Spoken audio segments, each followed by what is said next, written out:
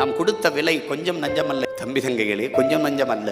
வரலாறு கூட பதிவு செய்ய பயப்படுற அளவிற்கு ஈகங்களை நாம் செய்திருக்கிறோம். தலைவர் சொல்றார், நாம் ஒரு லட்சிய விதையை விதைத்திருக்கிறோம், அதற்கு எம் மாவீரர்களின் ரத்தத்தை பாய்ச்சி வளர்க்கிறோம்.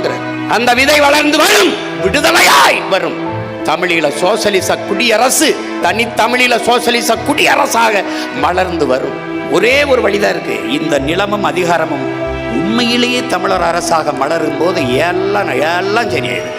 இதே மாவீரர் நாள், இதே தலைவர் பிறந்த நாள் அரசு அங்கீகாரம் பெற்ற அரசு விழாவாக நடத்தப்படும். எங்க மாவீரர்கள் சுமந்து நின்ற கனவு உண்மையானால், அவர்கள் சிந்திய ரத்த துளியில் என் தாய் நிலம் சிவந்தது உண்மையானால், நாங்கள் சுவாசிக்கிற காற்றிலே எமது மொழிக்காக எமது விடுதலைக்காக உயிர் நீத்த ஈக மறவர்களின் மூச்சுக்காற்று கலந்திருப்பது உண்மையானால், உறுதியாக ஒரு நாள் நாங்கள் வெல்லுவோம்.